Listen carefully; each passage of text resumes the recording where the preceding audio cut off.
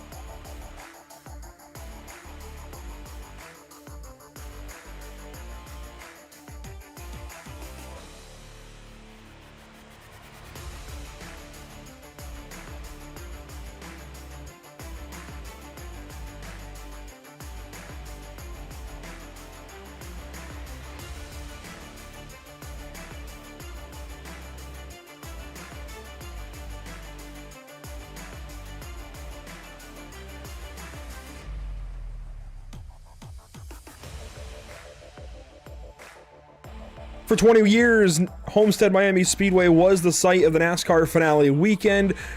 In the UFL Elite Series, we're right back to that normal kind of pattern, at least what we consider normal for so many fans of NASCAR, industry members alike.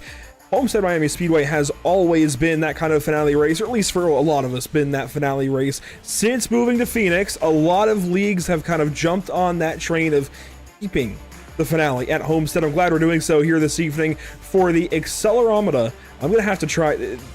Honestly, I've been looking at that name all day, and I haven't quite gotten it right until I think of that moment. Accelerometer, I believe. Accelerometer 150. Glad we have a new partner here on board with the UFL Elite Series as we roar into race number 12.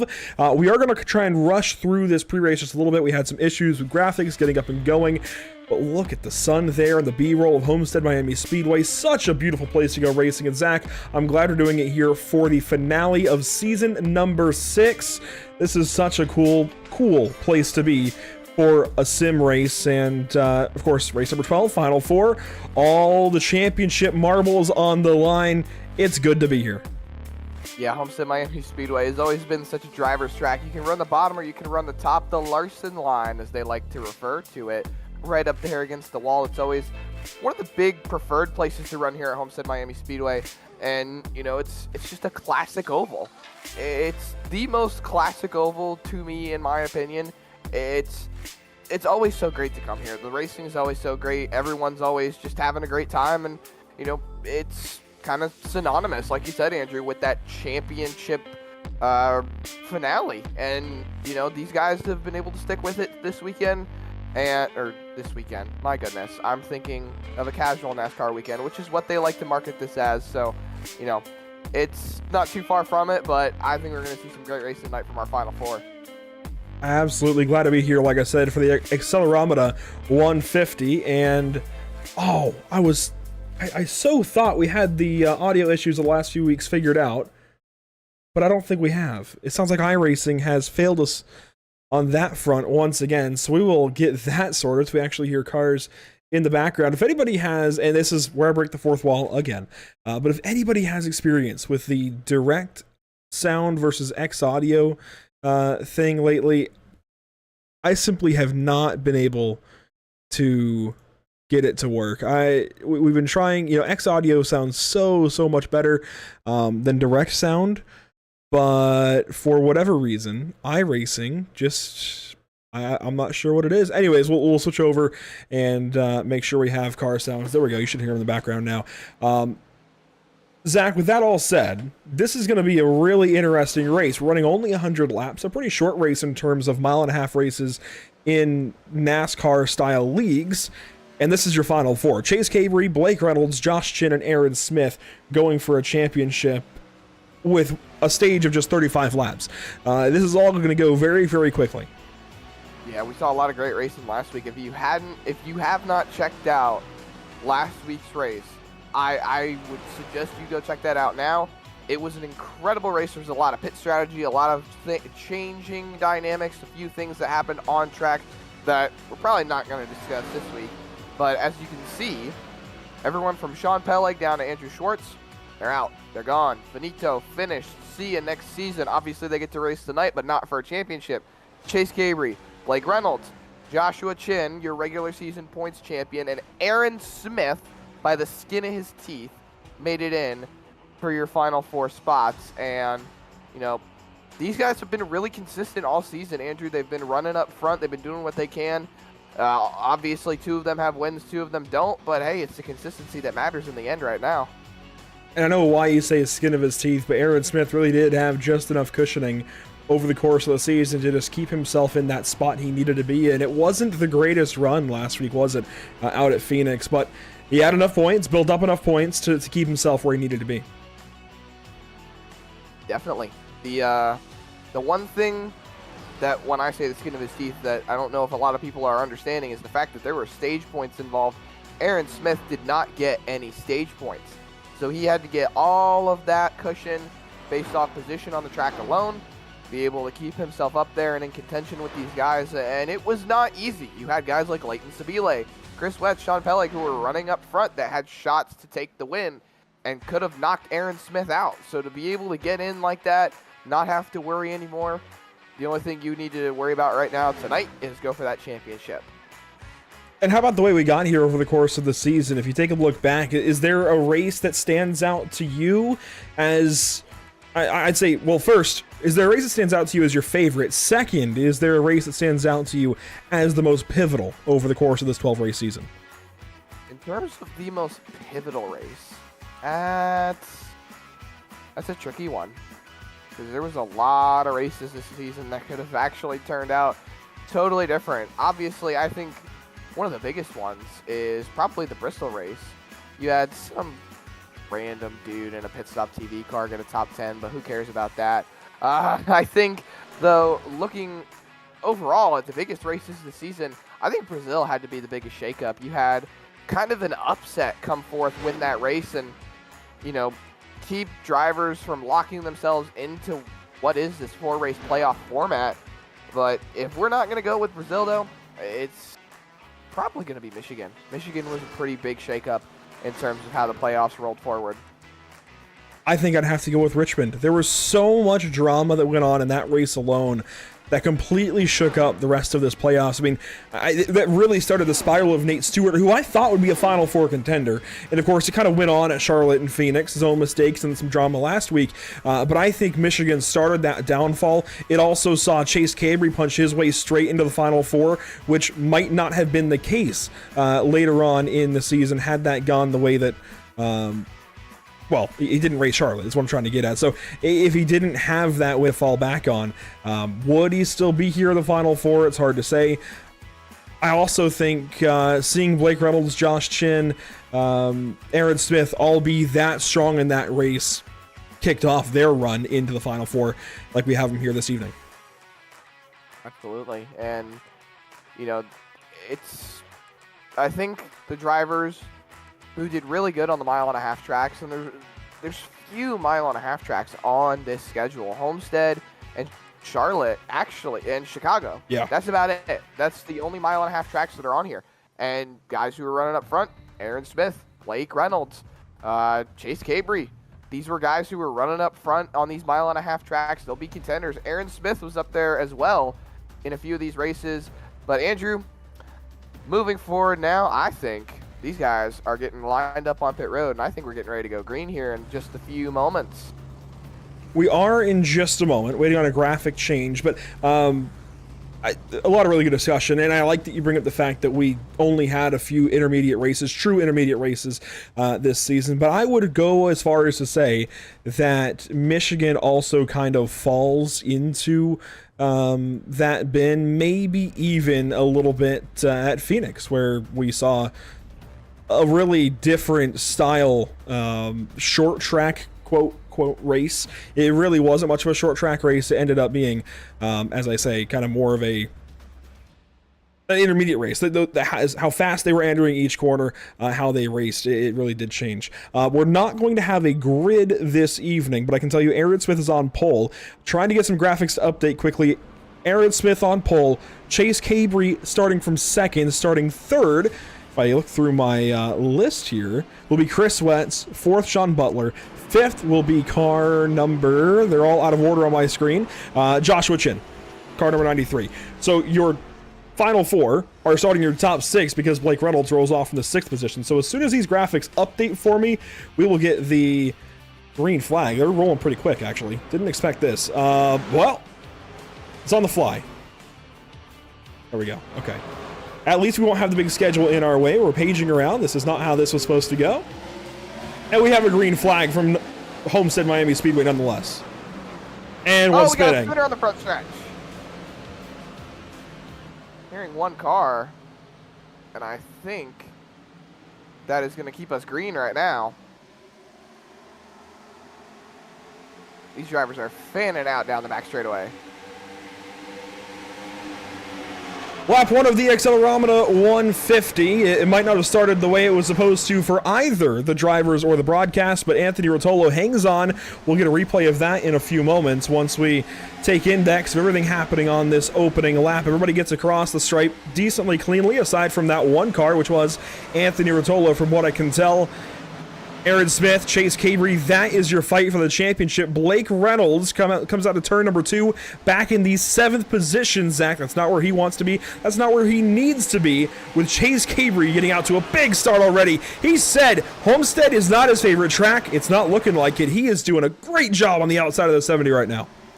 Yeah, this is one of those tracks, just like Phoenix, where the outside can really play to your momentum, and there it is. He's going to clear Aaron Smith going down the front straightaway. That is your new race leader, Chase Cabry. One driver we didn't expect to see, Sean Butler. He's in the field tonight, goes purple that lap. Getting single file out front, that means we can take a look back at what happened to driver number 5. Jonathan Palmieri in the 9th place position. We'll take a look back at what happened to driver number 5 off the start of the race, at least get back there and watch car 5 inside of the racetrack. Just spun his tires coming up through the gears. Is that Glock? Oh no. Hey, you stole it from me at Brazil. I had to do it. That's right. But let's take a look here on board with Anthony Rotolo, then come back to live picture. Start of the race, right behind the Whiplash SimCams 52 of Cody Erdman. And Anthony goes for a bit of a spin to the inside there of the racetrack. Glad it wasn't worse. Glad he was able to keep it out of the cars, the walls around him, and he continues on now just a little ways behind the field. Yeah, Anthony's been up here in the booth with us a few times this season. Always great to have more help up here, and Anthony's such a cool guy. We love you, buddy, but I had to make fun of you just a little bit. Blake Reynolds, the bottom of the championship for contenders. And why were we changing graphics? Well, ATVO had a bit of an update that rolled out last second before the broadcast. And now you see your top 4 highlighted in white on the left side of your screen on the ticker. You can track where they are all race long. They are the only ones that have the white background with their colored number. In the case of Chase Cabre, he's got that kind of orange to purple gradient. Josh Chin has his purple 93. Aaron Smith and Blake Reynolds, they're boring. They have black numbers. But Blake Reynolds, position number 6 out of the race so far. He is position number 4 in the championship as they run. I expected him to be further up, but he could be playing this long con, if you know what I mean.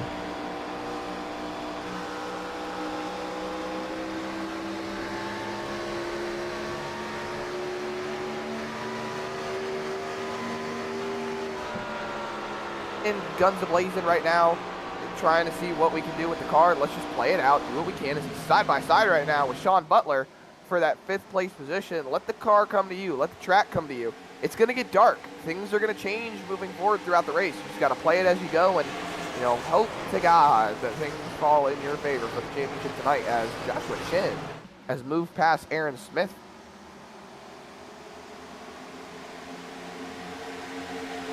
for the 2nd place position. He's working on Cabre. Bit of a surprise to me to see Josh Chin move up that quickly. Got right by the number 70 of Aaron Smith. And how about Sean Peleg and Sean Butler, as we've kind of talked about in the top 5 already in this race, really showing some strength in this last race. Peleg was a big part of the championship run, the playoffs, just didn't quite make this championship for, just wasn't quite in the cards for him, I'd say, as the season went on. He did put up a good fight, though. You have to admit that. Peleg, Herschel, Trippiano, all these guys that were having a bit of a rocky season were able to kind of pick it back up in the last few.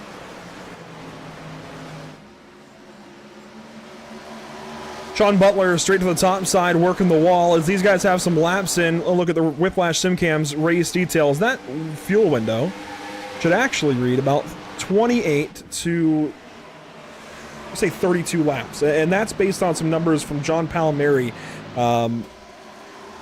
which it will now say. Kind of interesting. We're going to have to pit somewhere in this first stage unless we get a caution.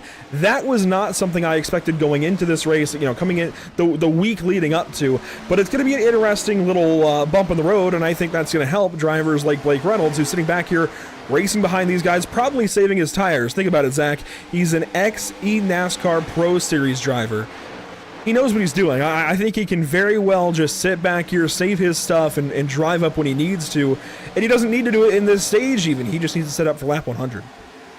Yeah, he's just really letting the car do its thing. The track is going to get a little bit more grippy as the sun falls on this track. And, you know, Sean Butler falling backwards right now after a little bit of a scrape in the wall in 1 and 2 allowed Blake Reynolds to move forward. So he's really just letting drivers make mistakes in front of him, letting the track do its thing, letting the car do its thing, and you know, you still have a stage to get to as well. Use this opening stage as a test and see where the car is at the end of it, and then depict where you can push from there. Jumping on board now, the 93, Josh Chin. 10 laps, now 11 laps complete at the Big Bad Homestead Miami Speedway. I like that you mentioned it's one of the true ovals in motorsport. There aren't many left. I can think of 2, 3, I guess, that were on this schedule, those being Bristol, Indianapolis Raceway Park, and here at Homestead, but there are not many intermediates that are this shape. A lot of them have taken accustomed to that quad oval or tri-oval shape. Think Charlotte, think Las Vegas, think Chicago, some of those tracks. Atlanta. Yeah, so we don't have, and yeah, Atlanta is one of those that was a true oval shape like this here at Homestead, and then later got its quad oval. We don't have many tracks like this left in racing at all, not just in NASCAR, but this is one of them that is so cool to have still in real life, on the sim, whatever, and it greatly affects the racing. We see a lot more utilization of the top side. Of course, that also comes from banking, but I think the top side versus bottom side is more accentuated at a track like this, where the corner exits are the same. They're both that tighter corner exit as opposed to the wider corner exit out of turn 4 at a tri-oval or quad oval track. It's more open. You can run the bottom, push out of the corner, and lose less time, burn less tire. Yeah, there's only, like you said, Andrew, there's only a few ovals like this actually left. You know, you've got Homestead Miami Speedway as a bit of an intermediate oval. You've got something like the newly renamed Dover Motor Speedway as somewhat of a shorter oval. It's not technically a short track, but some like to think of it that way with the type of racing product he's had. And look at Blake Reynolds.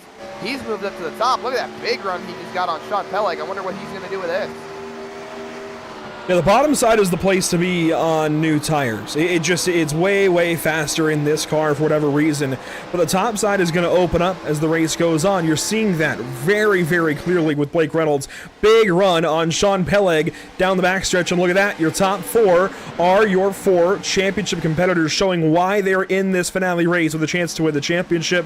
Reynolds, though, drops straight to the inside of turn 3 and makes that pass easily on Aaron Smith. Yeah, 2-for-1 special down the back straightaway for Blake Reynolds, and he's got Joshua Chin in his sights.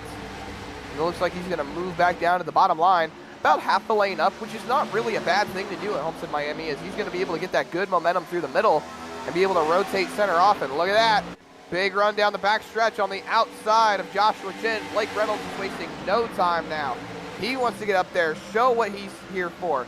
That championship fight is on his mind. And he is still side by side with Joshua Chin.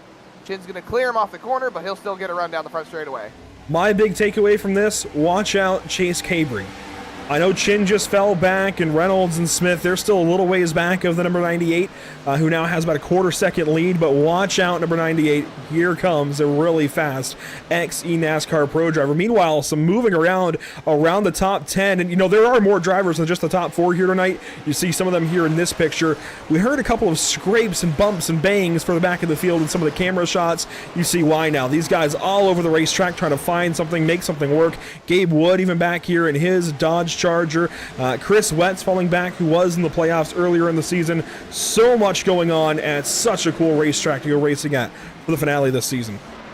I don't know if it's just me, but I think the camera's kind of broken because all I'm seeing is that Jeff Gordon paint scheme on boy. Gabe Herschel 07. I'm sorry. Well, there's more than just him out here. How How about Ryan Pistana?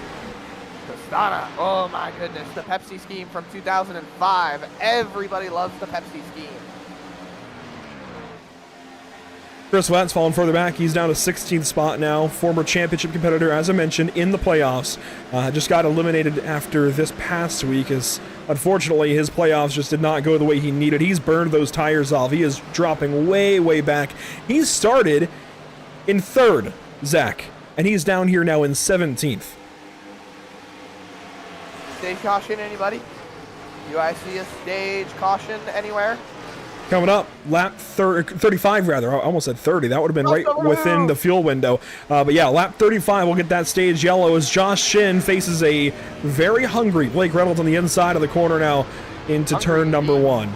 Look at him go. He just took that spot away, absolutely cleared him going on the entry of turn number 1. And like you said, Cabry better be worried. Shaking in his boots. Here comes Blake Reynolds. He's closed that gap by about a 1/10 from what he had over Joshua Chin, down to about a 1/10 and a half. I think Blake Reynolds has definitely worked those tires in really well, and Chase Cabry is sitting there just trying to see what he can do with that stage caution coming up in about 10 laps, and Sean Peleg just smacks the wall a little bit coming off of 4. By the way, while we have him here and we have a moment, congratulations to Chase Cabry and Haley Deegan, recently engaged. I would say that I can't imagine it, but I can, and it's really cool to see them both make that step in their lives. Big deal for them. Congratulations, and welcome to the next chapter in life. Absolutely. I'm so glad that they were able to finally tie that knot. They're always so great together at the track, and I saw them a couple of times throughout the summer shootout competition at Charlotte Motor Speedway. They always seem so great together, and so happy they were able to tie the knot. But Blake Reynolds has made some big progress on Chase Cabry, and look at just how much Blake Reynolds is staying lower on quarter exit, trying to see where he can find a little bit more time on Cabry and put that car into a position where he can take that lead away. Just work the line that the car in front of you is not working. Get that car in clean air. Try to minimize the amount of dirty air, and look at the closing rate coming off of turn number 4.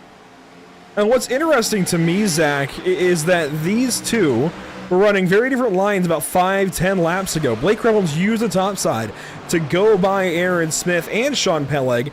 Actually, I think he got by Peleg on the top, then just surprisingly ran, I think, the top side of 1 and 2, dropped down to the inside of 3 and 4 for both the 70 and the 93. But he's been using the top side to his advantage. Now he's dropped right back down to the bottom as if the top isn't hanging on. So what I wonder, and this has been, I think, a trend for many stock cars at this racetrack in recent years, is the top side faster right now but harsher on tires, and that's what Reynolds is cognizant of. That's the only thing I can imagine as to why he wouldn't be up there running up top right now, is it's just going to burn his tires up. Well, the big thing is that you can take a lot more speed on the outside line than you can on the inside line. So what if maybe he ran up there just a little bit, put some heat, well, you know what? He's looking to the outside again, staying in line now, looking for a crossover move. He is right on that back bumper. Cabri is loose up the racetrack, not going to get the run here. Got about 6 laps, 5 laps maybe to make it happen before the stage, and he's searching around that middle line. What I think he was doing was trying to cool the tires down for another setup for a run. It's entirely possible. And it is a pretty warm track. 77 in the air, 81 on track, partly cloudy. The sun beating down over the course of the afternoon into the evening. Lights have now been turned on. It's a decently warm track. There's definitely some heat in the track, heat in the tires, and they're going to be getting greasy here late in this run. I mean, 25 laps complete this time by the flag stand. Nice, clean, and green for everybody in this race, although Gabe Herschel now falling back. As you mentioned it, Blake Reynolds painting the outside line, running the boards, as they say. Does he get that big signature run off of turn 2? Here he comes. Oh, big block from Cabri, and here comes the crossover, and maybe the slide job in turn 3 from Blake Reynolds. Blake Reynolds about smacked the wall going into turn number 1. He didn't expect Cabri to turn in so late, I assume. But new race leader, Blake Reynolds, he has managed those tires well. And he's got about 3, maybe 4 laps to go before the stage caution comes out. I believe it's the completion of lap 30. No, 35, 35. Oh, 35. The fuel run is about 30 laps. Oh, fuel saving maybe, as Anthony Rotolo is looking to be the first car to go a lap down here as the leaders are coming up on him now. And he is going to stay high as Blake Reynolds and Chase Cabri come rolling in on the lap 28. Rotolo's been in the fence recently. He keeps running the top side of the racetrack, which gets him this run in front of Blake Reynolds. But he keeps running the fence, getting the wall in turn 3 and 4. Here, though, runs the boards again, lets these guys go by. Joshua Chin, Aaron Smith. They need to get by him quickly as well. Granted, they can sit back here in 3rd and 4th right now and not panic too much. Smith has plenty of time back to Sean Butler, but they still can't get held up too much. You don't want to waste time burning tires behind a lap car. It's just you cost yourself way more time. Here we go. Aaron Smith, early taker to pit road. You never really want to be the first one to hit pit road, but I think in this case it's going to prove beneficial for Aaron Smith. But does he take tires or just fuel only? I think splash and dash. That's going to be your quickest way to try and get everything you can at this stage. That said, you take tires here, you can avoid doing so at the stage break. So there are benefits and downsides either way. We'll see what Aaron does and see what the choice of everybody here in the field is. Aaron Smith, of course, tonight's pole sitter. Looks like fuel only for car 70. I don't blame him at all for that. Yeah, I think that's a good call right there, because you can actually risk going a lap down here. As you can see, there are the leaders crossing the start-finish line as Aaron Smith just got out of pit road. Palmieri looks like he took tires right there, and he is off and away. Cody Erdman of the CC's Business Chevrolet working out of the pit lane. Got a little bit of right front damage on that number 52. Glad to see him in the field once again. Hasn't got a ton of TV time in that Chevy. We'll talk more about him later in this race from Firelight Esports. How about Walker Skeeter now exiting the pit lane as well? Accelerometer on his Chevrolet Monte Carlo SS. And again, a big thank you to Accelerometer this evening. Being here and joining us for this party here in Homestead. We have got pit stops, though, from our race and championship leaders. It's got to be splash and dash for both of them, as we are nearing the end of the stage. Unless they want to take tires, put themselves in a beneficial spot, not having to pit after the stage. You could take lefts here and rights at the stage. That is true. they won't do that. Looks like fuel only all around. Although, hang on, Chase Cabry a little bit slower. He's taking all 4 tires, it looks like, yeah. I like that move. I like it. Switch it up. Do what the others aren't. See what you can manage. Is Joshua Chin's going to bring him down pit road. Sean Butler right behind him. Andrew Schwartz. And I believe Cosmiano Show right behind them. Yeah, they see Jonathan Taylor back there. A lot of drivers coming in this lap right at the end of the fuel window. And I love this new paint scheme for Josh Chin. Let's see, does he take any tires? Right side's going on. Does he take lefts as well, or is it 2? It'll be a 4-tire stop here for Josh Chin. Again, I really like this move. Yeah, it's going to put him in a little bit more of a beneficial spot towards the end of the stage. You've only got about 3 laps.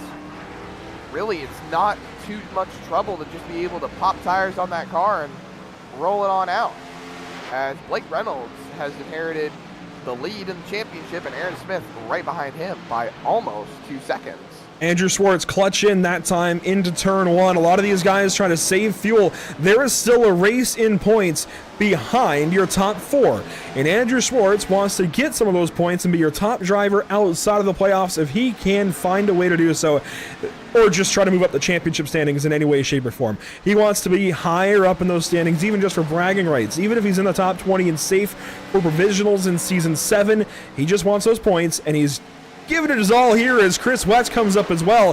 That might have been the play from Chris earlier, as he might have been saving fuel so that he could go a little harder here at the end of the stage. That's actually a real possibility here, as Wetz is going to sail on by Schwartz, and so is Jonathan Taylor, who is at the moment about a lap down. And Melillo, you're doing the same thing. I don't know how well this is going to play out, because big thing is, yeah, you can probably make it to the end of the stage, but can you make it to pit stops too? Well, as far as our championship drivers, currently Blake Reynolds is the top of the bunch. Aaron Smith is 7th, Chase Cabry in 9th spot, and Josh Chin just behind in 10th. But 1 lap remains in stage number 1, and clearly some drivers have found they can save fuel. Chris Wetz is one of them. I talked about him losing spots early in this stage. It looks like it was by design, because as he works down the backstretch here at Homestead Miami Speedway, he's got less than a half mile between himself and a stage win this season in the finale. The accelerometer 150 at Homestead Miami Speedway. Stage winner 71, Chris Wetz. 100 IQ play. That's all I can say. Well, that's not more than just 100. 100 is pretty average. We'll say 300. 1,000? Well, 1,000 would have been if you somehow could have taken 4 tires and still won the stage. But as everybody works across the start-finish line here, we should see the yellow there. Rather spread out field at the end of stage number 1, but Chris Wetz does win the stage by saving fuel. The other challenging part of saving fuel to win the stage here, Zach, is you've got to have enough of the pace laps after. That's what I was saying. Everybody kind of makes it to the end of the stage, but you got to make the pit road too. So you see fuel window 28 to 32 laps. 28 if you're coming in early. I think we saw Aaron Smith coming around 28 or 29. That's if you're coming in early, worried about tires. Really, it's 32 if you run it out on fuel from what it looks like. And these guys have plenty of tires over the wall. 4 change sets this evening. No concern there as the field works down the backstretch. And actually, Wetz is down on the apron. I thought for a second he was going to take the access road. Is he coming in this time? I don't think pits would be open this time, as some drivers are already in the pits. You see Melillo and Herschel already in the pit lane. Wetz is doing the same, so he went and got the points. He's not worried about where he lines up here to begin stage number 2. I think he's okay with taking that EOL and just going to the back, kind of like Nate Stewart did. And Blake Reynolds back down pit road. Aaron Smith following him. It looks like these guys are going to take tires. Pits must have been open. I'm surprised by that. That was a really quick gathering lap for these drivers, but hey, if pits are open, pits are open. Everybody's coming on in, and this actually accentuates the way some of these guys are able to do just the splash and dash and hang out front, because they now have that extra time advantage. They'll come out ahead of a few other cars they otherwise wouldn't have, as here comes car number 70 in, 71, everybody in. Well now, actually, Andrew, think about this. We said that taking 4 tires at the stage or taking 4 tires under the green flag pit stops was the way to go. But now these guys are going to have about 3-4 lap pressure tires, green flag lap pressure tires on their tires, compared to the guys that came in during the green flag pit stops that are now going to stay out. Aside from Joshua Chin, who was able to come in. So Cabry's going to stay out. That's a big move. He's going to be able to take the track position, but the rest of them are on fresher tires, and now he's at a disadvantage. Yeah, I don't know if I would have done this. I don't like this move. He already ran his purple lap. He's going to have old tires now on this restart, like you just mentioned. It's not a bunch, but those 3 laps can matter. You seem pretty happy about the move earlier, but now we've got strategy at play. This is shaping up to be quite the interesting play move. I would have liked the move if there were more to follow. You know, if there were 5, 6, 7 guys behind him. I like the difference. I like that there's difference in strategy. I don't like it personally for him. I think it's going to backfire a little bit off the start of this restart, but hey, he's trying something, he's doing something. I'm sure we'll get a caution. Even if we don't, Zach, consider the fact that he'll be able to hit pit road sooner, run some really big lap times as other guys are coming in a little bit later. That just might help the car with no sponsor there on the hood, car number 98. It's really 6 to 1, half dozen the other.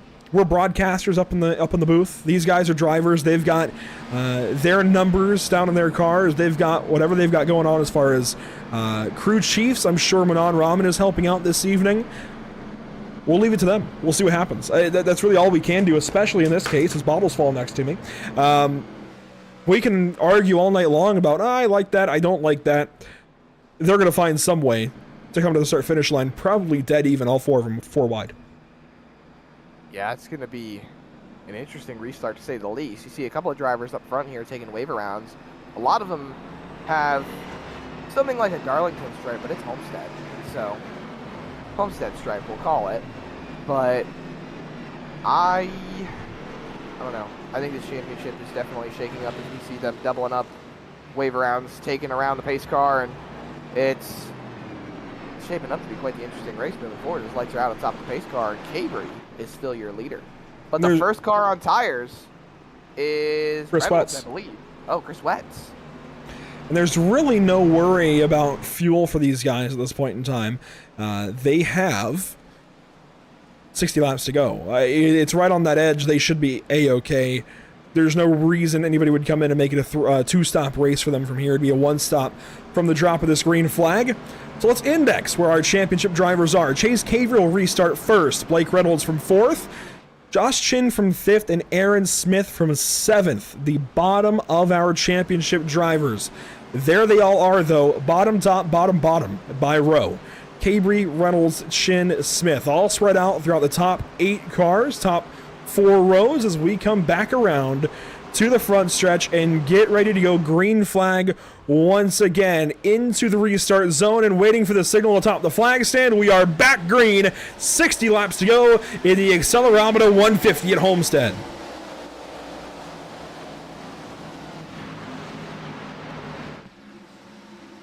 Way up to the top side. Watch out for that red, white, and purple 66. Blake Reynolds, big moves up top. And here comes Chin way down low. Yeah, he's going to be able to move past all of these drivers, taking advantage of those fresh tires side by side with Chris Wetz. Only 2 on old tires were Cabry and Taylor in that bright number 7. Everybody else has 4 tires. I'm surprised, really surprised, that Reynolds is getting held up like this, but at the same time, we saw how well he worked stage 1.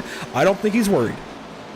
And 3 wide in the middle, Peleg inside, Taylor outside. It looks like he'll get the run here. He might be able to clear Peleg. Taylor, I don't think so, as Wetz drops down to the bottom, right in front of him.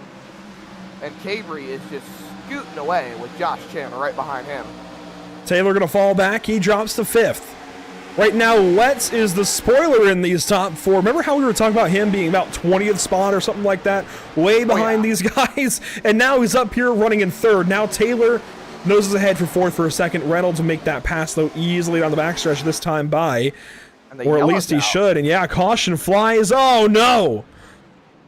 Not the CC's business Chevrolet. I think that car's a little broken there, Andrew. That left rear does not look good. He's got some wax-coated tires or something back here. He's crab walking. Doesn't look that bad. Not. Looks okay. Well, he was crab walking for the second. Might be the banking, but that right front is definitely knocked in quite a bit. I'll tell you what, that car looked worse at Charlotte. Oh, he got sent into the corner. Doug, a nice little bit of contact with him.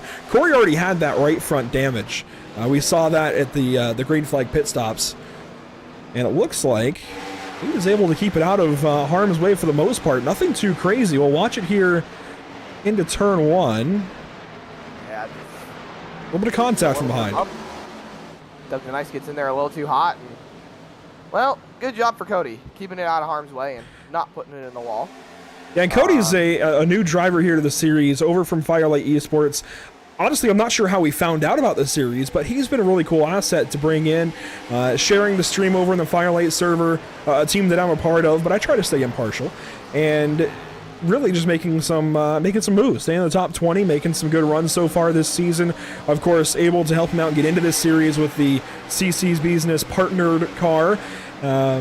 Unfortunate, though, that this happens to him. Just, yeah, 2 cars meeting in the middle going into turn 1.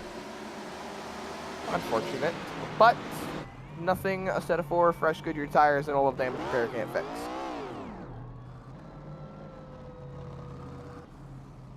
Cody down the pit lane, and he is not alone. Other drivers in the pit lane under this caution: John Palmieri, Gabe Herschel, Andy Trupiano, Cosmin Yanosho, Gabe Wood, Anthony Rotolo, Jonathan Taylor, Ryan Pistana. So several drivers coming down to the pits.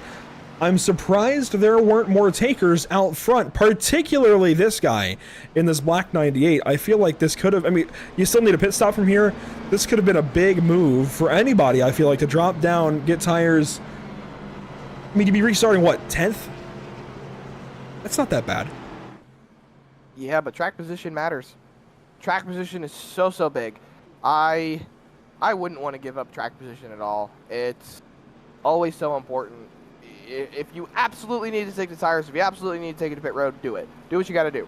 But if you can prioritize the track position on what you have, that's the big move right there. And the clean air right now is really helping Cabry stay out in front and be able to keep that car in a good direction.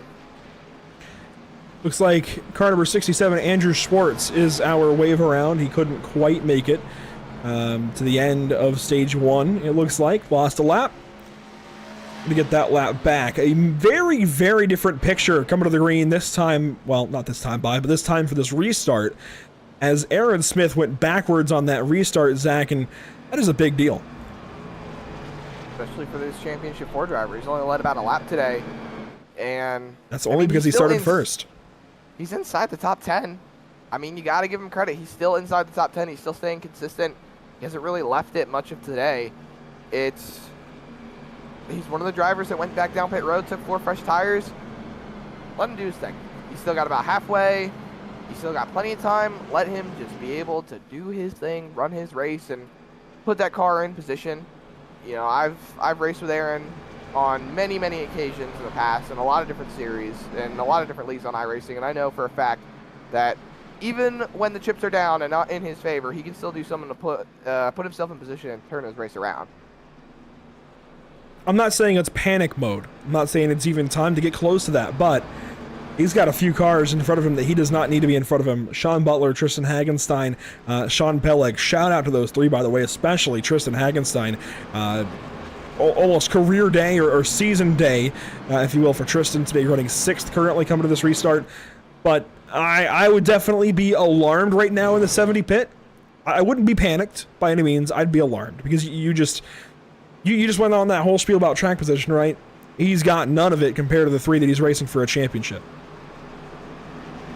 Yeah, absolutely. You just got to find a way to be able to put that car in a good position, and, you know, Aaron knows how to get it done. So once he can get past Wetz and Peleg and Hagenstein and be up there with those top 4, I think it's going to be, you know, such a great race like it was earlier on. See the whole field working into turn number 3, getting ready to go back. Green flag racing. 76.7 now in the air. The track is cooling down to 79 degrees in the air. And once again, you're watching the accelerometer 150, the internet's Cars and Coffee at Homestead Miami Speedway. Out of turn number 4, we'll have 53 laps remaining.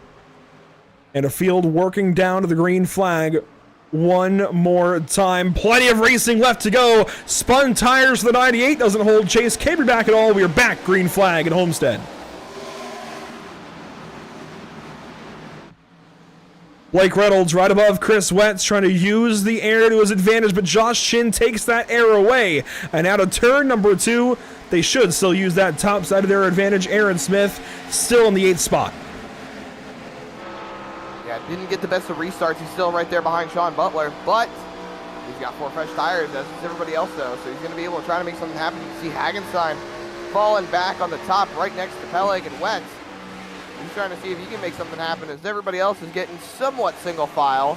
Butler's caught up. Alex Bates and Jonathan Palmieri starting to come into the play as well.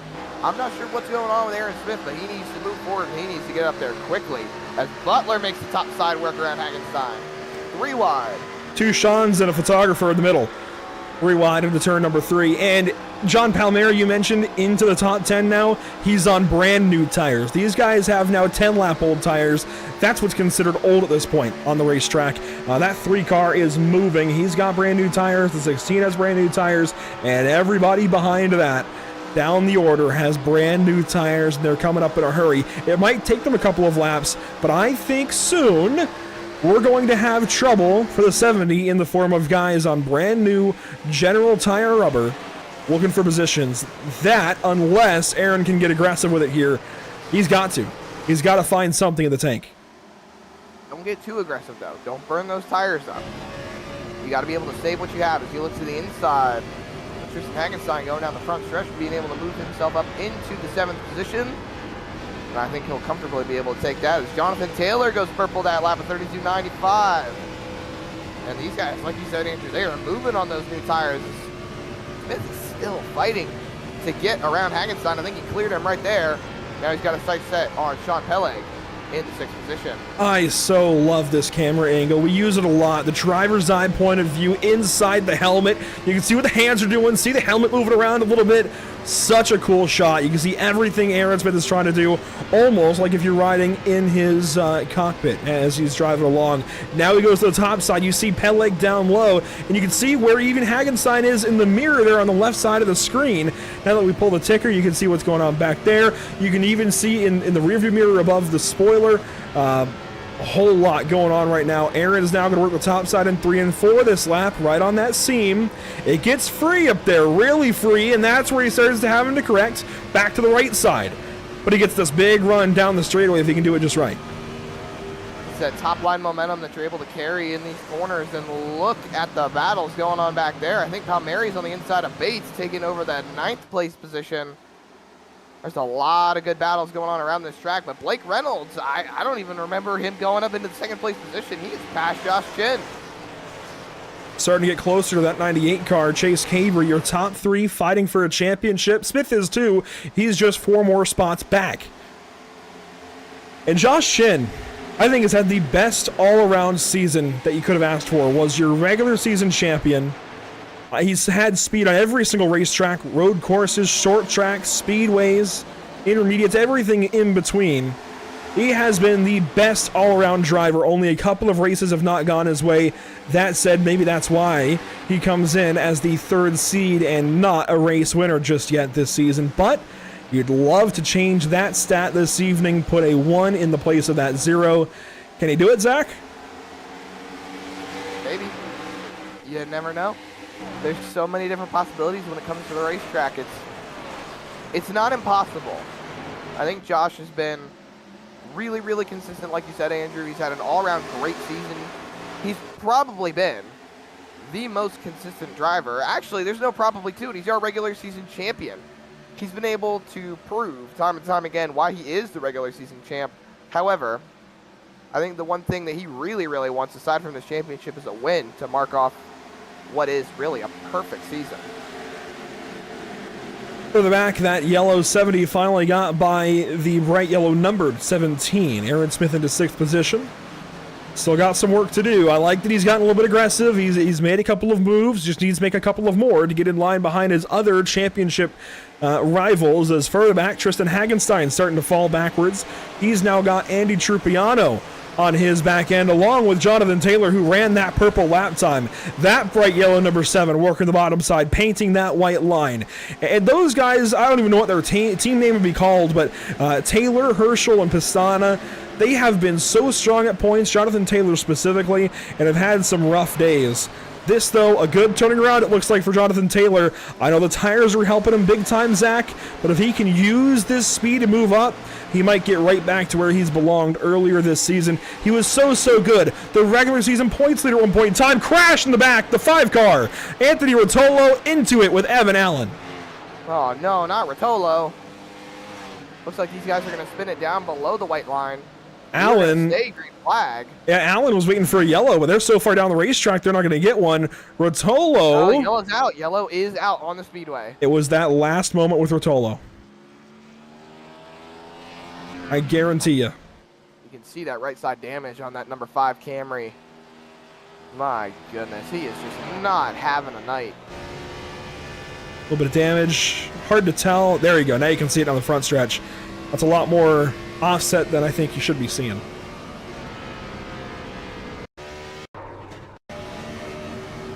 Look at it here on board from the driver's eye point of view with Anthony Rotolo.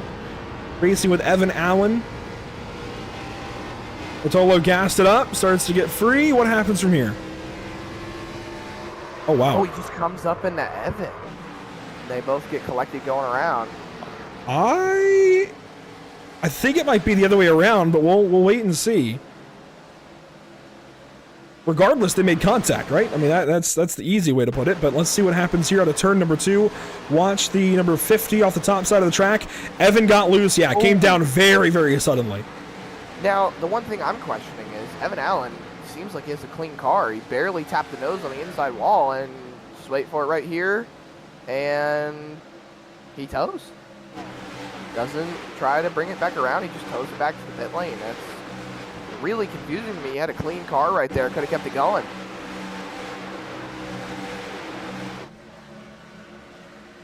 One more shot here from high above. And we've got a full set of pit stops happening with now 40 laps to go. That's the moment. Just came off the wall a little bit. There she goes. All she wrote right there. Aaron Smith on the pit lane, everybody on the pit lane. This is such an important stop, the money stop. Chase Cabry, Blake Reynolds, Josh Chin. And Reynolds going to win the race. Chin! I think Chin beat Cabry out of pit road. Cabry just gets Sean Butler. Aaron Smith rolls out 6th. And that might have been the moment in this championship fight, in all honesty. Absolutely. Aaron Smith not really losing any track position, so that's good for him being able to hold on to what he has. And watch this right here on the replay. You see Blake Reynolds on the jack. Left side goes up. There are some drivers leaving the pit lane. Reynolds out, Chin right behind him, and Cabry spins the tires coming out of pit road. Gets Butler, but does not get Chin. That's a big deal. That is a really big deal. 40 laps to go. And this might just be within distance to save fuel on a long shot. I don't think so. Might 32 just. laps. If you're saving fuel here, if you come in and top off, so we're still under yellow, right? We're not going green this lap. We might go green the next lap. That would put it end of 62. That's 38 laps.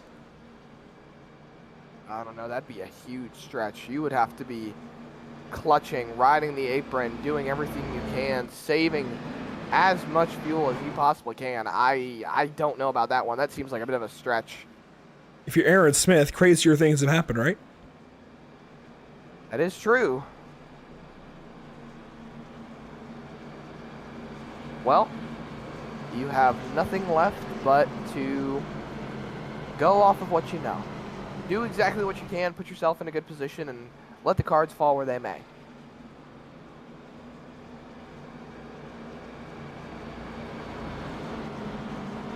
We'll see what happens for Aaron Smith. I think he's in a little bit of trouble. I really do. I think Blake Reynolds being out front is the worst thing that could have happened for car 70. I think Josh Chin might have something for Blake. I really don't know if anybody else has anything to match the 66 car. I know Cabry has led a bunch of laps. I think that's been a product of track position, but this is his chance to prove me wrong. This is 100% the moment for Chase Cabry to go out there and show that he's got the outright speed and pass Blake Reynolds, but Blake, I think, has been the best. Josh and Chase might be a toss-up for second. I'm still holding out hope for Aaron Smith.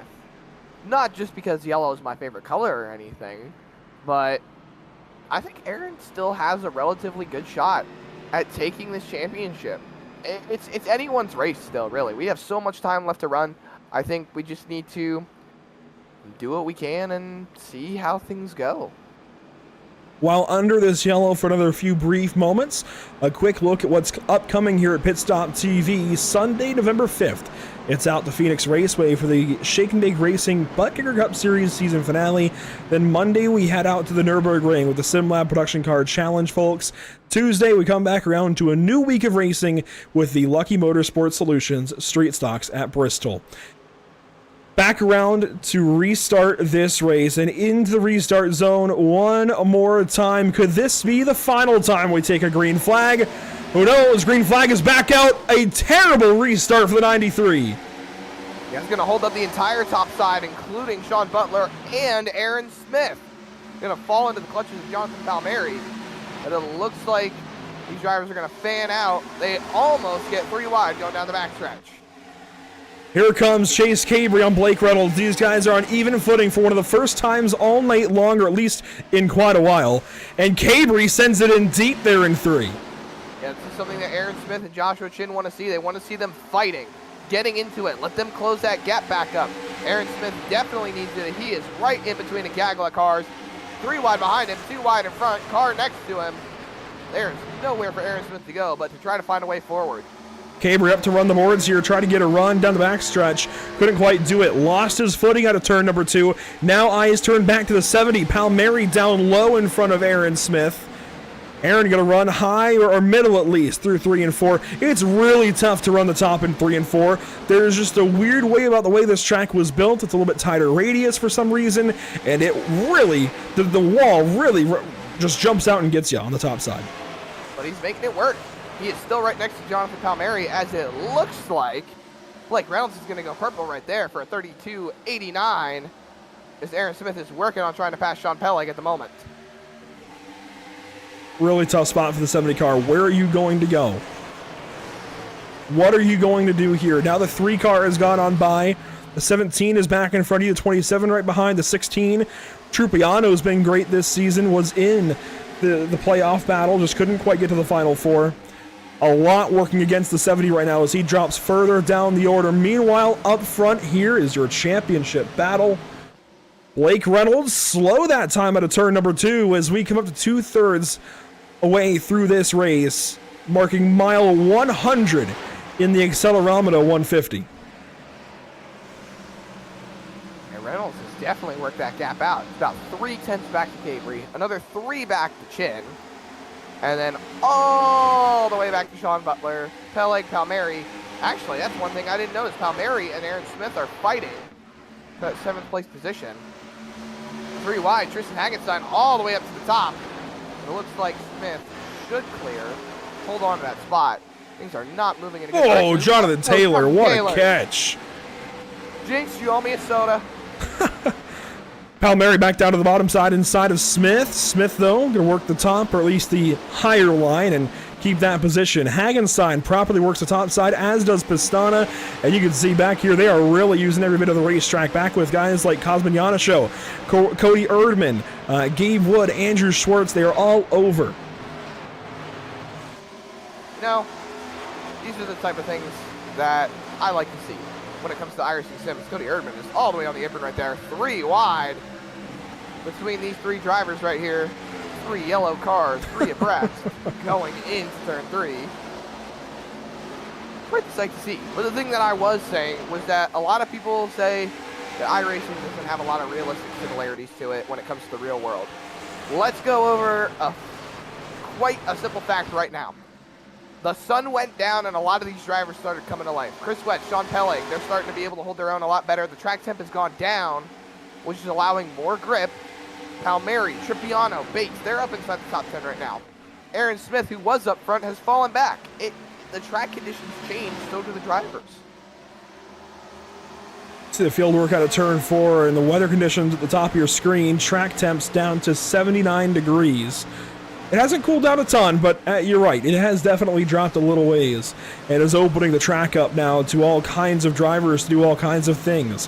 30 laps to go this next time by. It doesn't seem like anybody's saving fuel to try to go to the end. One car is out of this race. That is just Evan Allen.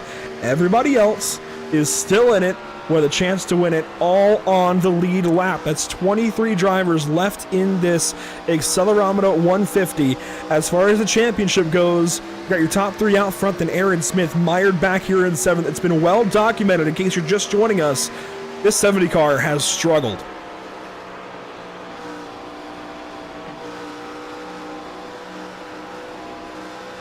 A little ways behind Aaron Smith, still side-by-side racing Alex Bates, Tristan Hagenstein, Jonathan Taylor, Ryan Pistana, even Gabe Herschel, and now a move from Gabe Wood on the 52 car of Cody Erdman. That was a big move down the back stretch. That's for the 16th, 17th spots. Erdman up the racetrack. Here comes Cosman to the middle. And those 3 machines keep going back and forth, a Dodge and a couple of Chevrolets, but out front, Blake Reynolds is starting to open up that lead, Zach.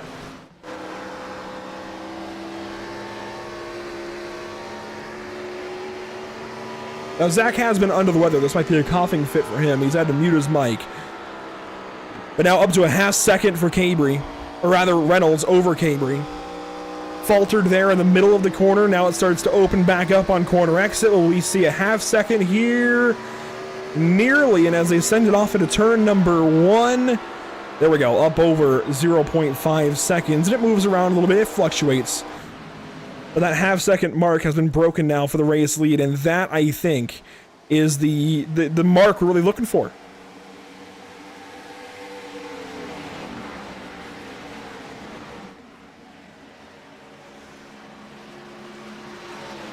Coming up to 25 to go, I have to wonder when these drivers might want to revisit the pit lane. We know they'll have to.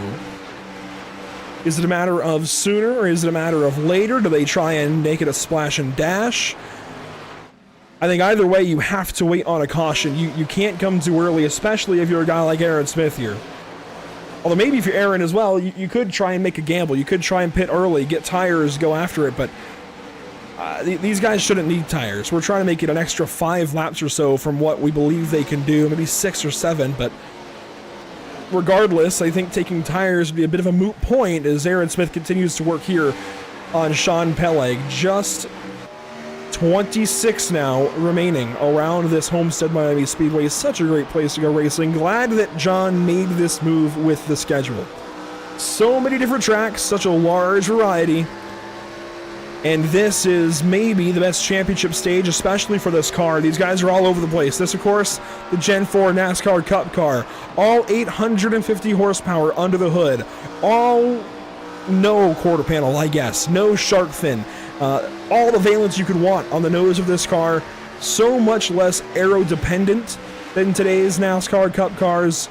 And so much more fun to drive. Aaron Smith down to the bottom side of turns 1 and 2.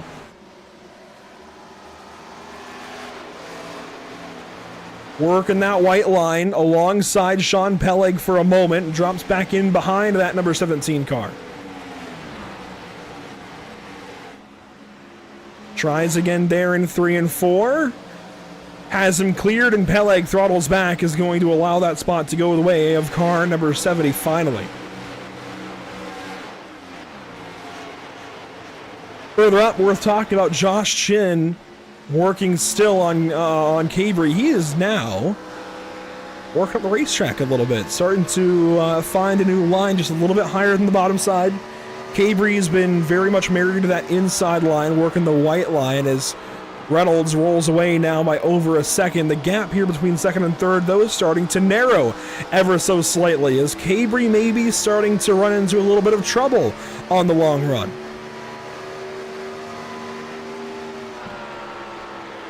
I think yes.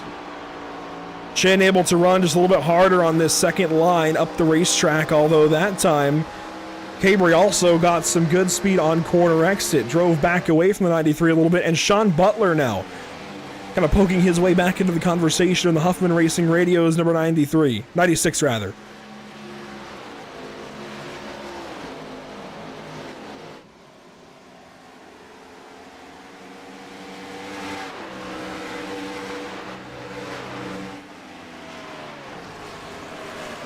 Butler going to go to the top side, and that's going to start to get in the way of these guys if he starts to want to fight.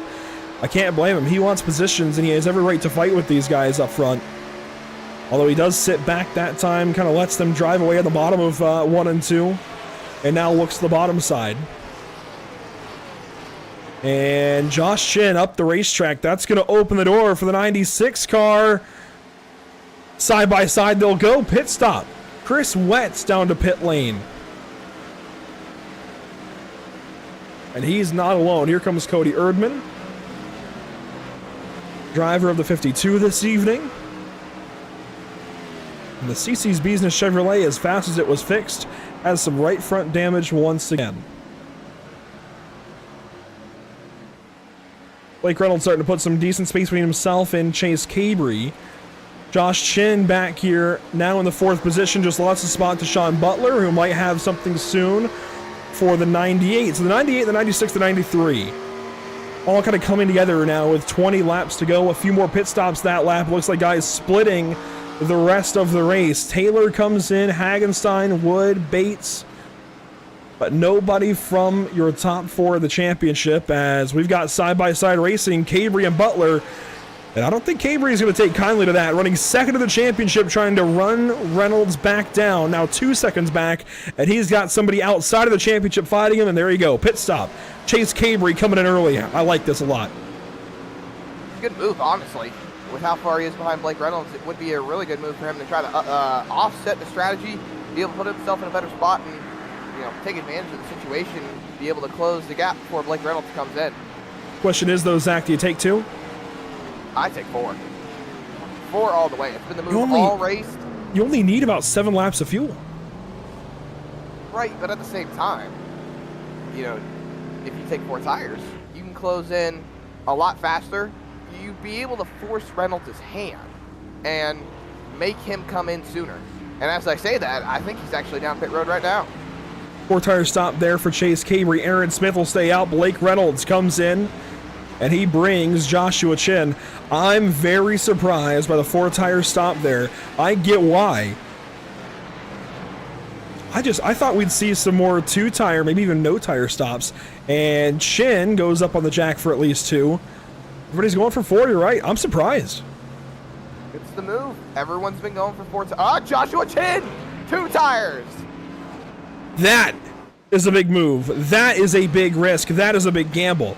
From car number 93, maybe one to win a championship, but I don't think he's got enough space back to Blake Reynolds in the long run. Here comes Aaron Smith, though. He comes in for service. Could he go for 2? Maybe a splash and dash if he wants to put that gap. But we shall see. Aaron Smith in the pit road. First pit stall, being the pole sitter tonight, up on the jack. There's the right sides. And looks like he is going for 4. Can't blame him. Josh Chin, though, now your top championship competitor as he goes by Aaron Smith, leaving the pit lane. Inside of 20 to go. Could that have been just enough to hold Blake Reynolds off for 17 laps at Homestead? Oh my goodness, I don't know how this move is going to turn out. I think what Chin needs to do is make sure that he can get that gap as much as he can. I'm hearing we got a single car spin somewhere around the track, but build that gap up as much as you can, and that's Pastana on the backstretch.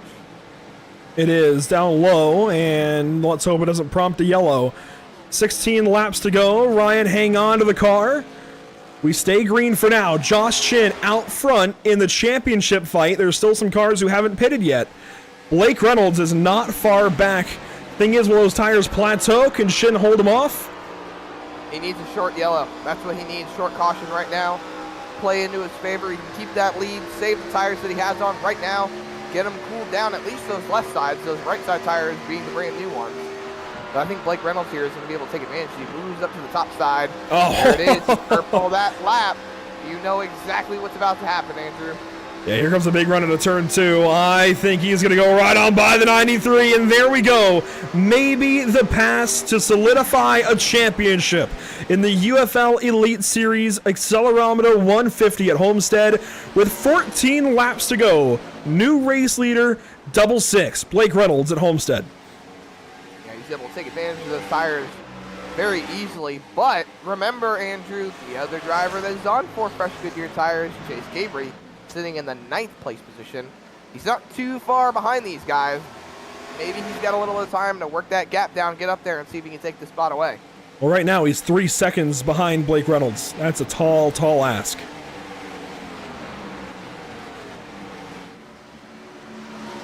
Gabry works to the inside of Andrew Schwartz, who has pitted, and it looks like took 2 tires along with Josh Chin. I think the deal is sealed unless we get a caution flag. Now, there are a couple of drivers that have not yet pitted. Justin Malillo, one of them, as Aaron Smith pulls a purple lap. A 32.777, where has that been? Regardless, how about Justin Malillo taking the race lead for a little bit here on this long green flag run? Newest employee over at iRacing.com. You might have heard of them. And he's trying to save some fuel on that FTF.GG Chevrolet Monte Carlo SS. Adam Codal just behind. Whoa! I don't know if this is going to be the play, though. They still got 10 laps. And it's worth a shot. They're getting their TV time, right? Hey, Walker Skeeter up in 3rd place, too. How about that? That's right, in the accelerometer, number 23. He's been a great driver to have in this series. Brought along a couple of race partners. Think back to Pocono. Think here this evening at Homestead, although here he comes. Out the road. Yeah, coming in for service. Couldn't outlast the long run here. I think we'll see Malillo and Codal in here soon as well. Yeah, I would expect them to be coming down pit road pretty soon. Blake Reynolds only about 11 seconds behind Malillo. So he would have to save, but still hold on for about another 11 laps. Blake Reynolds is still coming real strong. He's closing about, I want to say about 3/4, maybe 0.8 of a second a lap. And Blake Reynolds has had a very odd season. A little bit, what's the word? Unorthodox, maybe, as far as a champion goes. Didn't get a single win in the first 7 weeks of this season. Finally won his first race at Michigan International Speedway. That was race number 8. That was the cutoff mark to put himself in the playoffs, and he was safely in on points as it was, running second in the standings to Josh Chin, who now runs second to him. But that win was oh so elusive until finally Michigan came along. Until then, the top winner of the series was Brian Mercurio. In fact, until last week, the top winner of the series was Brian Mercurio, who actually had to bow out of the championship for running the eNASCAR Road to Pro ladder. And he's in the Contender Series now. That's why he changed his priorities. But that gave way to somebody new to find the most wins of the series. Chase Gabry matched that 3-win number last week at Phoenix. We thought he was riding high on momentum despite not liking Homestead so much, Zach. Clearly, though, that intermediate speed, think back to what I was talking about with Reynolds at Michigan, finally got that race win on one of the few intermediate tracks we have on the schedule. Then he did it again, Zach, in the CC's Business Busy Bee 150 at Charlotte.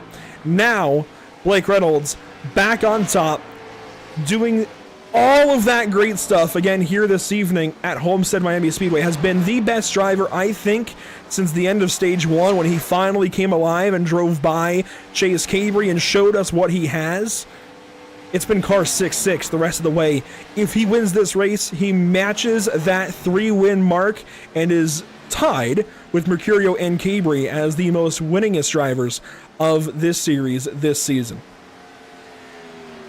Such an impressive stat.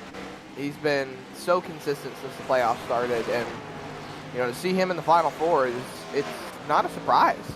He's been on rails since the playoffs started. We had the little hiccup with Richmond, with a lot of the drivers having a big incident on the last lap, and Phoenix came to life, Charlotte came to life. It's all working in his favor. Now, if he can roll it in here and bring it home, it's like you said, Andrew, 3 wins in the season. It'll match, be a 3-way tie. Mercurio, Cabry, Blake Reynolds. It's all up for grabs as Blake Reynolds continues to lead for the championship hunt.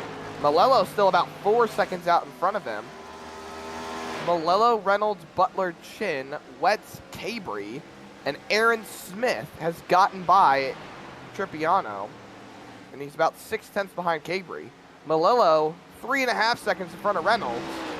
I don't know, Andrew. I think if he saves enough fuel and keeps pushing it, he might be able to hang on for this one. I don't think he'll hang on for the win. 5 laps to go, 3 seconds. He's running, well, he just put the clutch in way, way early there into 1. I mean, last lap for him, a 35.092. That's over a second slower than Reynolds. He's not going to win this race, but he might be able to go second. Yeah. That'd be huge for Justin. I say keep with it. Do it. Like keep going, yeah. He's got about 2.3 seconds back. I think the big thing Malello's praying for right now is a caution. Caution right now put him in the catbird seat. I think that would even work against him. I mean, these guys with track position, they could stay out. True, actually. That is very true. I did not even consider that. Well, 4 laps to go. Reynolds 1.1 seconds back. He's about to close that gap in and take that lead away. Aaron Smith still trying to find a way around. Josh Chin has fallen back. 3 of our title competitors all in a bunch here. Chin falling back on the 2 tires. Cabry is going to take that spot easy on the bottom. All 3 of these guys need a caution desperately. They just need it not to be them as they run side by side. Coming to 3 to go, and Blake Reynolds retakes the race lead in the accelerometer 150. Back to the point. It is championship hunt. He's got 4.5 seconds to his nearest title competitor, and that is Chase Cabry. But Aaron Smith suddenly decided he's awake and he's racing for it. He wants second in the championship.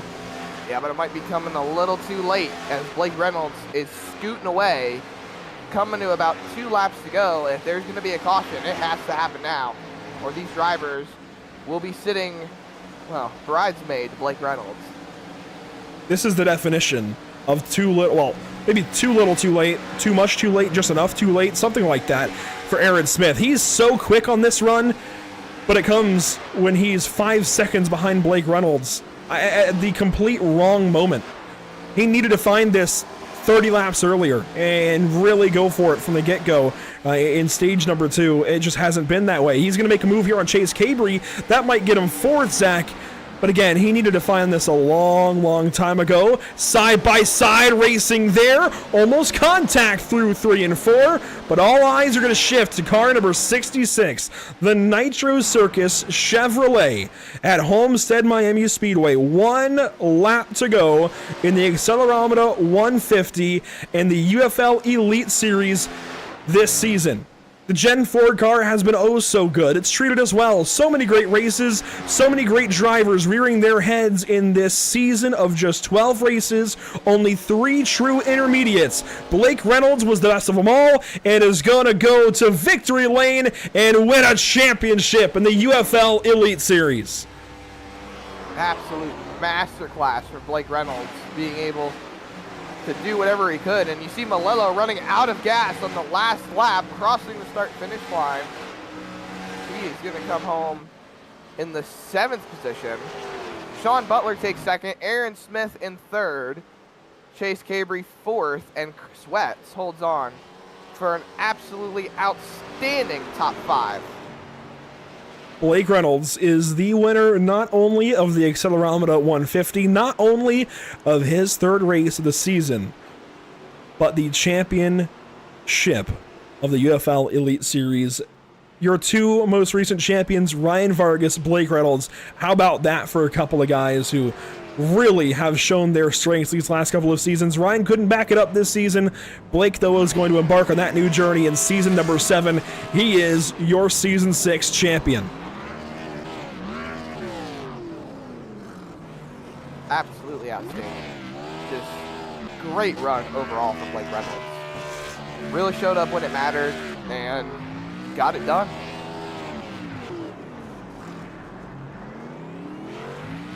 He maybe should have won back at Chicago to make it a true intermediate sweep, but 3 out of 4 ain't bad. Michigan, Charlotte, Homestead. Those are definitely 3 racetracks in any season that you want to knock off your list. Those speedways mean so much, especially when one of the few speedway races is here at Homestead to crown the champion, to crown Blake Reynolds, the Untitled Friend League champion this season. Just so cool. An XE NASCAR pro, we knew he had it in him. He showed us that this evening. What a race for Blake Reynolds. What a race for all these drivers. They all put in their all, be able to give every shot they had, be able to win this championship, but there can only be one champion at the end of the season, and that is Blake Reynolds. We wait Blake Reynolds for an interview here at the end of this 150 miler. Only, 2 cautions for cause the entire evening. Really, really good race here. We had, 2 cautions for cause, 1 caution for the stage, 10 lead changes, though. That, I think, is criteria for a classic. That really is. I mean, those are some really, really good stats for a Gen 4 league to have at Homestead Miami Speedway. The 2 cautions for cause, they were both out of turn 2? I believe so. We had Anthony Rotolo. Oh no, so we had Allen. Rotolo and Allen out of 2. We had Erdman in turn 1, and that was it. Again, some really, really good stats. Reynolds not in the Discord just yet, but you know what? While we wait on Blake, we can actually bring in Aaron Smith quickly.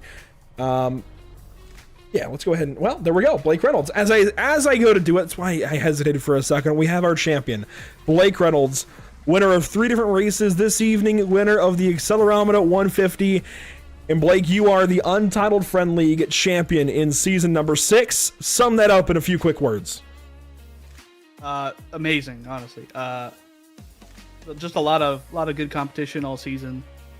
I didn't really feel very strong until the later half and until the playoffs started. I finally felt like I was bringing my best to every practice, qualifying, and race session, and especially tonight. I just showed up right when the server opened and just did a couple of cube practice laps, did a long run, and just felt like I had everything I needed to go win this championship for Nitro Circus Sim Racing, Next Level Racing, Apex AMPCs, just all my partners, you guys, for broadcasting UFL. It's just it's amazing to win a championship like this in such an awesome car, this Gen 4 car, and at a proper championship track in Homestead Miami Speedway. I know everybody, I think, here in this series really enjoyed what this series had to offer this season. You just went run right through it. I mean, Gen 4 car, it's a really cool track. Still a short season playoff setup, but a pretty simple one. Homestead is the championship. There's a lot to like here. Really solid set of drivers as well. I mean, you're an ex-pro driver, but you also had to go against Chase Cabry. He's got some driving experience under his belt. Josh Chin, Aaron Smith are some really, really solid sim racers. You had to go through guys like Corey Heim just to get here, even Mercurio, who's now in the Contender Series. There was a lot going on this season. You're the best of them all this season now, though. Season number 7, do we see you come back? Do we see you try to defend all of that against all of these great sim racers? Well, we'll see what my Wednesday nights look like. If it stays Wednesday, I also heard a little birdie. We might be in a different car next time. I don't know if you've heard the same birdie, but it should be an exciting season 8. No, sorry, season 7? Yeah, 7 coming up. You know what? Season number 6, car 66 wins it. Yep. 3 6s together, it's not typically good luck. But well, I'll throw in a 4th 6 because you started 6 this evening. That's true. That's true. How many laps I lead? 30. Oh, well. No 6. Well, you know, if we had a 5th 6 in there somewhere, 5 6s, 30 laps led, numbers are fun. But regardless, Blake, thanks for a season of some really, really fun racing. To call you to the victory lane 3 different times this season, Michigan, Charlotte, and Homestead. And I mentioned it, back at Charlotte, we saw you come alive for these intermediate races. That's what mattered most, I think, this evening. Would you agree? Yeah, especially when the rubber gets down. I feel like in practice and everything, I really thought Aaron was going to be the guy. But after that first run, I don't know what happened to him. If he got damaged or something, he just couldn't seem to fire off short run, mid run. He seemed to have a different strategy there at the end to get the third. But Obviously, it wasn't enough to catch me or Sean. But yeah, like when these tracks rubbered up, you saw it, Charlotte. I ran down Corey like it was nothing. There's just something that clicks with my driving style. I typically like a tighter car, so when track rubbers up, man, I just seem to come alive. It helped tonight at this very end of the race. Well, congratulations once more, Blake, and thanks for being here this season. Thanks for putting on such a show. All 12 races. Hopefully we're talking to you a bunch more in season number 7. I can't wait for what's next. Yep, thank you guys. Blake Reynolds closing things out on a really, really high note. Zach, how about, though, the guy who comes home position number 2? For a moment, we thought it might be Justin Melillo. It ends up being somebody on a part-time basis. The Huffman Racing Radio's number 96 Dodge Charger. Sean Butler comes back for a race and goes second. Yeah, Sean Butler finishing second here tonight. A little bit of a championship sandwich. You got champion in front of you and a championship contender behind you, but still pulled it out. P2 tonight. Tell us a little bit about it. Yeah, not too shabby. I mean, I want to be pretty good on the longer runs. Tried to run the wall early in the race, and that was failing miserably, so I was just really bad at it. So I'm like, I'm not going to go up there anymore. But I just wanted to execute. You know, I took a few weeks off from any leagues, you know, just to take a little break from iRacing. Came back and saw UFL was here tonight. I'm like, I'll run the finale and just kind of go out on a high note and wanted to be competitive. I'm pretty decent at Homestead in these cars, and you know, I can't be mad at P2. Of course, finishing second to Blake is essentially a win in my book, so I'll take that. But overall, good race. Executed on the green flag stops and make really a whole lot of devastating mistakes. There's little tiny ones here and there, but overall can't complain. Yeah, absolutely. You brought it home P2 tonight. I would say finishing second to a ex-Coke Series driver would definitely be a good thing to check off on the resume. But the fuel strategy and tire strategy was a big thing tonight. You were obviously passing Justin Melillo there towards the end of the race. He was running out of fuel to be able to take that second place position. Did you have any doubts or anything really to think about when it came to your strategy tonight? There were a lot of differing opinions tonight when it came to really how to run the race and take tires and take fuel. Yeah, only thing I really had to think about was that first pit stop. You know, right before the end of stage 1. You know, a lot of us came down, and you know, some took tires, and I came down and took like 5 gallons of fuel just to get to the end of the stage. And I think that turned out to be the right call. Tires were a little bit better. Everyone was kind of struggling for grip, especially on the restarts and longer runs. Those who took tires during the first green flag stop. So I think that's about pretty much the only decision I had to make. You know, I was going to come down with like 20 to go anyway, because I don't think anybody would have been able to make it that had a chance to maybe fight for a top 5 or 3. Justin almost did it. We were pulling for him in our group there just to get him to the end there. Almost locked up the podium for all 3 of us, but he was sputtering at a turn 4, so he kind of fell back to 7th, I believe, but still a good run for him. But overall, though, like I said, just wanted to stick to the plan of, you know, just executing on the green flag stop, especially the last one, and got in and out of pit road very well. Was able to kind of I don't want to say undercut Chase, but able to kind of have a little better sequence than him, I think, to kind of get out ahead of him, and then was able to pass Chris Wetz and Justin and Josh, who are on a little older tires. But like I said, man, overall a good race. I wanted to kind of struggled a lot this year, and UFL had more downs instead of ups in this league. So this season. So wanted to put together a good race and have a solid finish to cap it off. And like I said, pretty happy with the results here tonight. Well, you did an absolutely outstanding job tonight. You were really competitive, and, well, bringing it home P2, that's nothing to complain about, and we do hope to see you next season.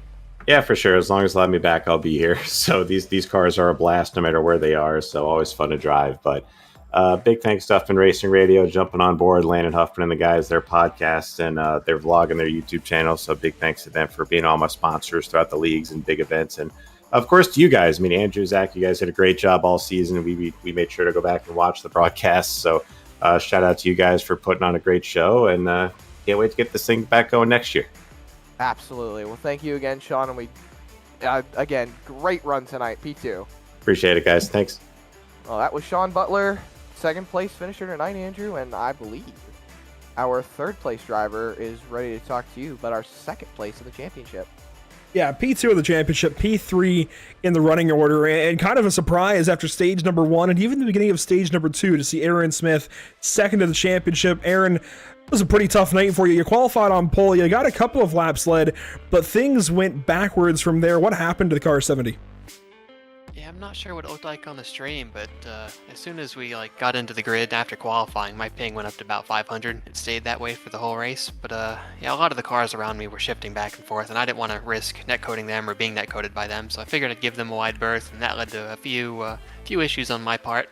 A couple mistakes. I slid up the track quite a bit and ruined my right side tires, but fortunately I was able to take 4 in that last run, and we brought it green to the end. Do you feel like if you could have had just one more yellow late in the race, you could have brought something to the 66 car? Probably not.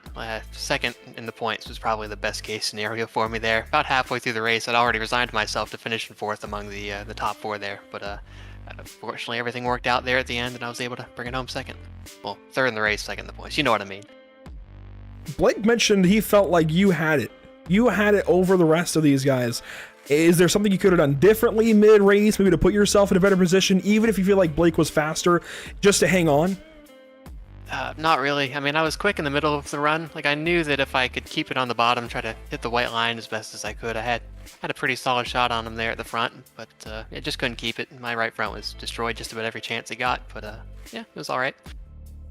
Well, Aaron, congratulations. Position number 2 in the championship, still a really big deal here. Position 3 in this race, a really big deal, let alone the whole season, the whole championship. Congratulations, genuinely. Good to see it. To go from a Norker to all these higher stages of sim racing. This is really, really cool. Congratulations. Yeah, thank you. I love this car. Can't get enough of it. Hopefully we return with it next season, but I'm looking forward to seeing what comes next. It is a really fun car. Aaron Smith, pretty darn good in it as well. He goes position number 2 in this championship, Zach. Now, we have reached out to see if Chase Cabry wants to jump in the Discord. He hasn't joined in just yet, but Zach, we do have position number 4 in the championship. He ends up coming home 6th place, Josh Chin.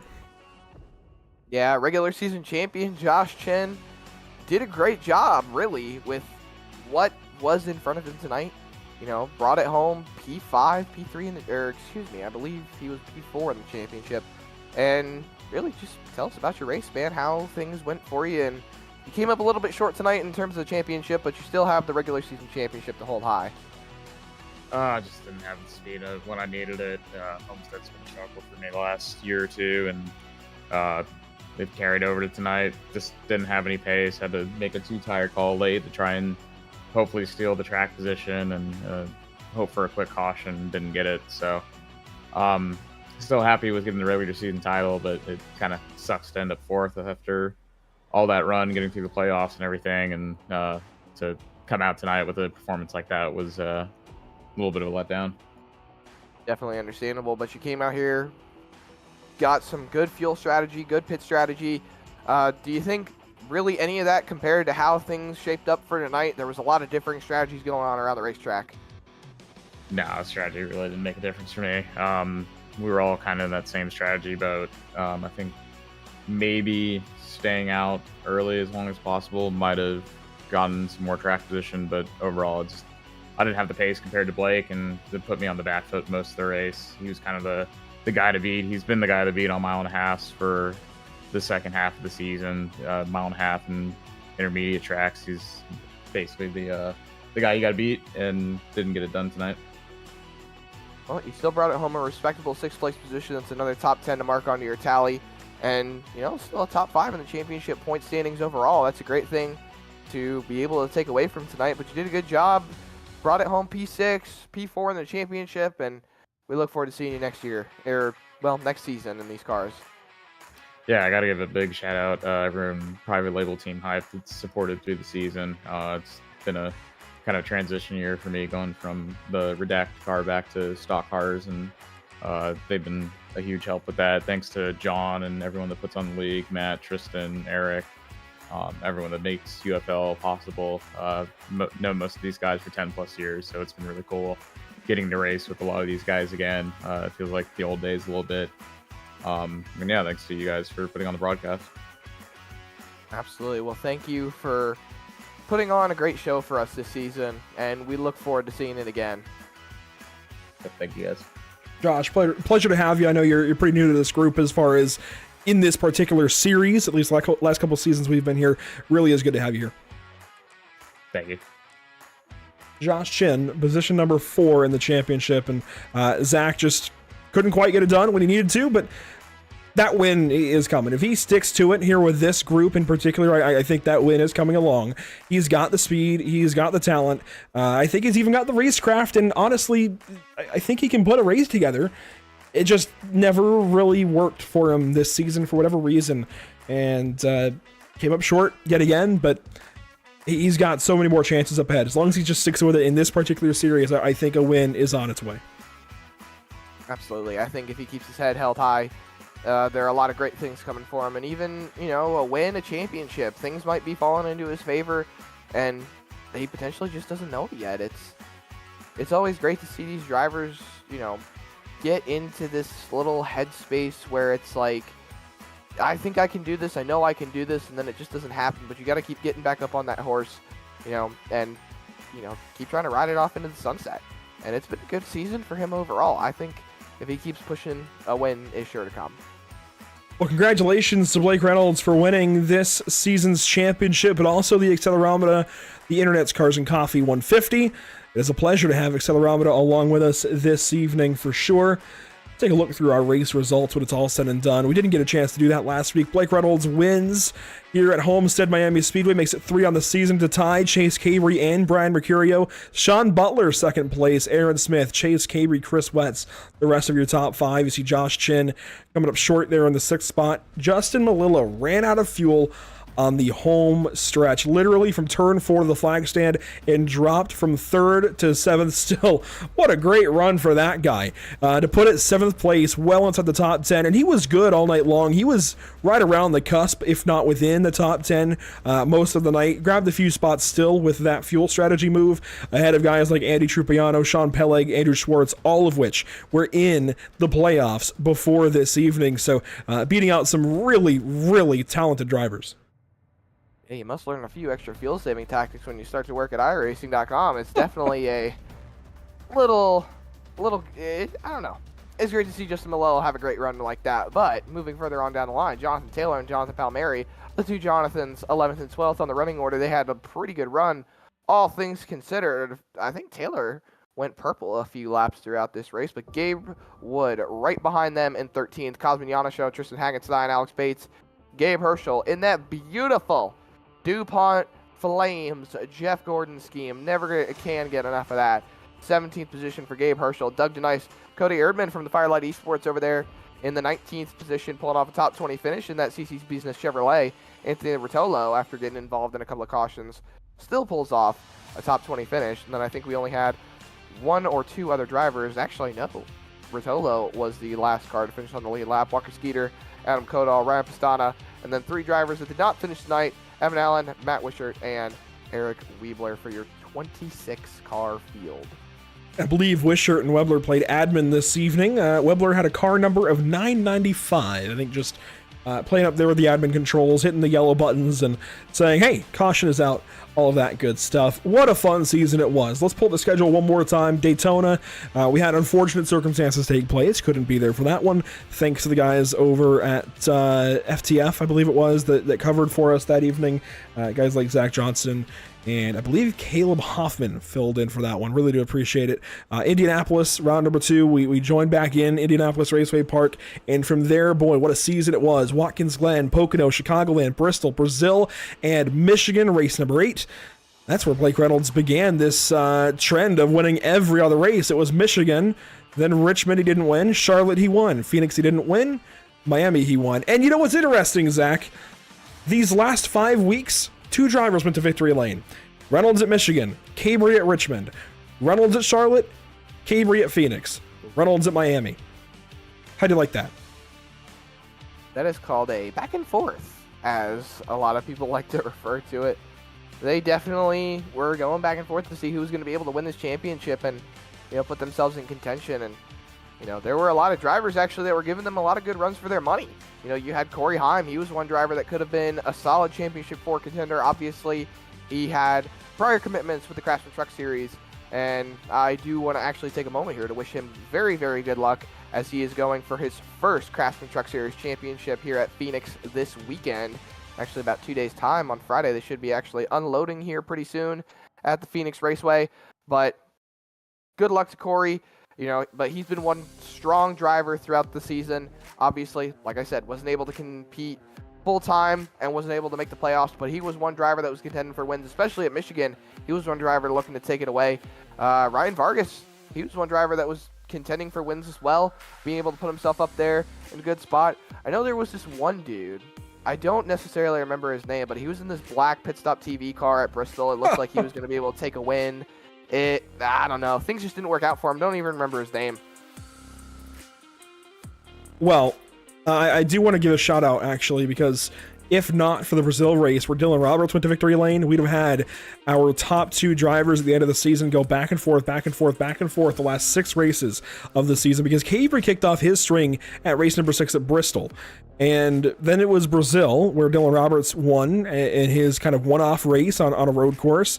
Then it was Reynolds, Cavery, Reynolds. Just really interesting how those particular drivers came alive at the end of the season. And I'd say Chin was the most consistent all season long. I think Nate Stewart was next most consistent, followed by Aaron Smith. Circumstances just played right. Aaron got in to the Final Four over Nate. 3 really tough races for Nate. Rounds 9 through 11 just kind of kept him out of it. But hey, a season is done and over. Blake Reynolds is our champion. Let's look forward here at Pit Stop TV. Next up, we take some NASCAR Next Gen cars out to Phoenix Raceway. Just like the big guys, November 5th, we head out to Phoenix with the Shake and Bake Racing Butt Kicker Cup Series. Then Monday evening, it's out to the Nürburgring for the SimLab Production Car Challenge, their 9th week of racing here in season number 4 of 2023. And then Zach, hey, look at that, Bristol back on the schedule. It's the Lucky Motorsport Solutions Street Stocks headed out there for November 7th. That'll be a lot of fun. Tune in on Monday, ladies and gentlemen. Tune in on Monday. The shortest and longest race you'll ever see. 3 laps. 3 laps. That's all we're doing is 3 laps. But it's going to take them what? Maybe Still about 25 minutes. They run 7.5 minute lap times thereabouts. Some of the slower cars running closer to 8, but 7.5 minute laps. It'll still be about a 25 minute race. It won't be too much longer. The pace lap, I think, should be shortened.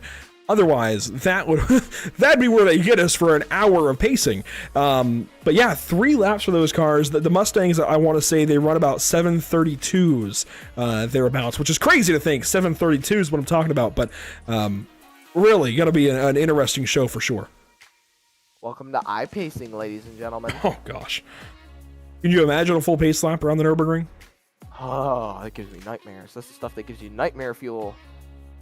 Ooh. Yeah, that would be a heck of a time. But hey, if you do want to watch that nightmare fuel, you can always tune in to all the crazy action here on Pit Stop TV, Facebook.com, Instagram.com, Twitter.com, Twitch.tv, which is the only place that we are currently not streaming live, YouTube.com/Pit Stop TV1, and then Kick.com, newest platform that we have for Pit Stop TV. All the great crazy action that takes place here on the iRacing Sim and up here in the booth with Andrew Cardinale IV and myself. All of that can be seen as long as you follow the social links at the bottom. I promise it's not actually nightmare fuel, but good analogy regardless. Again, thanks for everybody being here. It really has been a pleasure. A big thank you this evening to Accelerometer. Check them out on Instagram. I'll actually give you their handle really quick. If I head back over to the app, because I was just checking them out before this race, kind of getting to know what they are about. If I move on over to my correct account here, Accelerometer, just as it's spelled here, is their handle over on Instagram. I'm sure they're on other platforms. I don't have them right in front of me. Actually, they have a link in bio. Look at that. They're on Instagram. They're on TikTok. It looks like they're on Threads. They're on Facebook. Again, just check out Accelerometer on Instagram. It'll take you to everything you need to see about them. A really cool account and group that I'm gonna have to check out more about.